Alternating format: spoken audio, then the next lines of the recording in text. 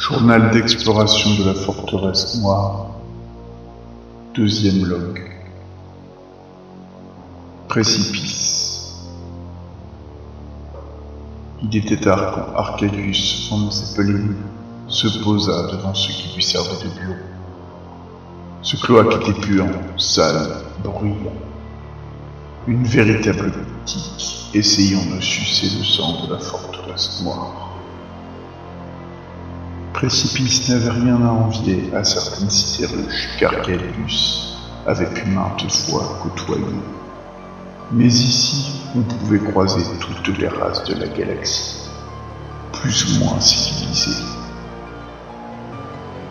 Comment en était-il arrivé là, lui, un rogue trader, fricoté avec les pires fripouilles de l'univers?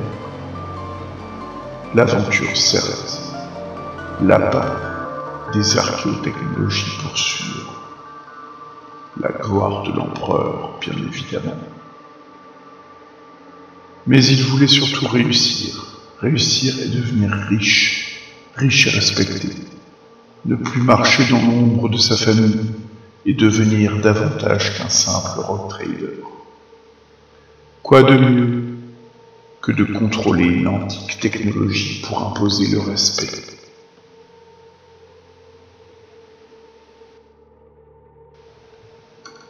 Cela avait commencé quand il avait abordé un vaisseau à la dérive de classe Vanguard, l'Arrowhead. Les quelques fragments du journal de bord encore lisibles parlaient d'une certaine forteresse noire. Il était arrivé il y a peu en quête de partenaires pour explorer la gigantesque forteresse. Il avait rencontré deux abhumains, Rain et Rouse, dans une gargote malfamée, qui sentait la mauvaise bière, la crasse et l'urine. Ils avaient une certaine réputation, à ce qu'il avait compris, et il avait besoin de quelqu'un ayant déjà pénétré dans la forteresse. Ces deux petites choses lui ont tapé sur le système, et il ne comprenait pas ces blagues à propos d'une résine, d'une pièce et d'un robot. Mais il avait besoin d'eux. Deux autres aventuriers s'étaient joints au groupe. Une Aeldari, Amaline, portant un long fusil, probablement un ranger d'un vaisseau monde, et un aventurier, ou plutôt une aventurière, armée de deux pistolets, Shai Murad. La préparation avait été rapide, comme il ne pouvait exister de plan de la forteresse. Chacun avait pris ses provisions, fourbi ses armes et s'était dirigé le lendemain vers le quai où était docké le Gamma 3 Beta, le vaisseau du duo Ratling.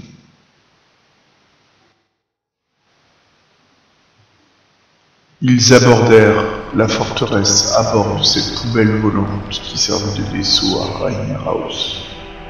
Dès la sortie de la chambre de sustentation magnétique, ils tombèrent dans une embuscade de gardes corrompus et de créatures qui avaient peut-être été humaines un jour. Elles n'avaient pas d'yeux, étaient pâles, mais surtout incroyablement fortes et rapides. Arcadius les affronta bravement, en élimina plusieurs, mais avait reçu de graves blessures. En poursuivant plus avant l'exploration, ils reprirent la chambre de sustentation. Comment diable fonctionnaient ces engins? Pas d'indication de niveau, de salle, ni de coordonnées. Quand la porte s'ouvrit brusquement pour la deuxième fois, ils remarquèrent sur des moniteurs juste devant eux une immense salle et une console étrange en son centre, gardée par plusieurs corrompus.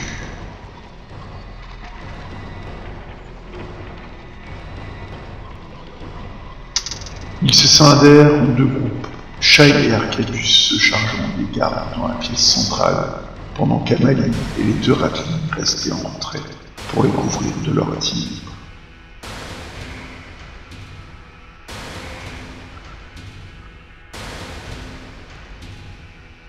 Amaline et Rai, ou Raus, ne savaient jamais, affrontèrent des sortes de créatures étranges, des sortes de robots arachnoïdes. Il n'y eut le récit de ce combat que sur le chemin du retour. Arcadius était en effet trop occupé dans la grande salle avec les hérétiques. Même si la confrontation fut rapide, il tua plusieurs gardes, blessant leur chef et évitant au passage les grenades lancées par l'un d'eux. Il ne réussit pas à comprendre le fonctionnement de la console, mais Shai y parvient, sûrement par hasard à n'en point douter.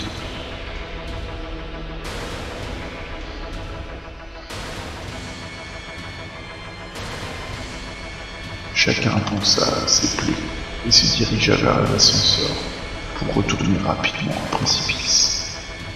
Les bruits de bottes et des clics d'armes se faisaient entendre près de notre porte d'ascenseur de l'autre bout de la grande salle. Des détonations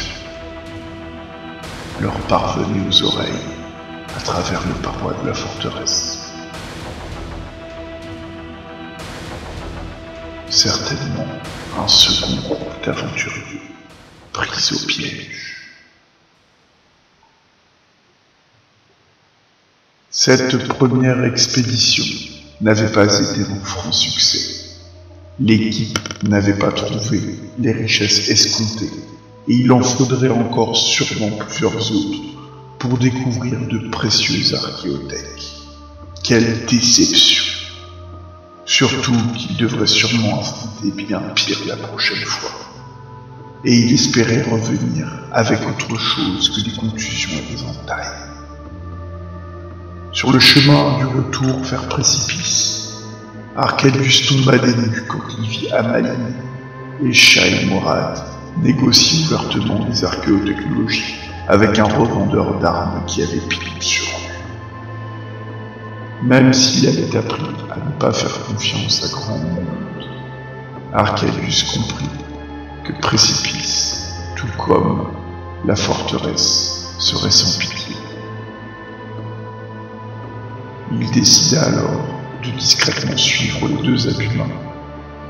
Il garda ses distances en leur emboîtant le pas à travers des fenêtres coursives droites, des halls populaires, jusqu'à un recoin sombre de ce taudis géant qu'était Précipice. Il vit les raclings échanger un sac en tissu sale contre un objet qui ressemblait à une sorte de spectre.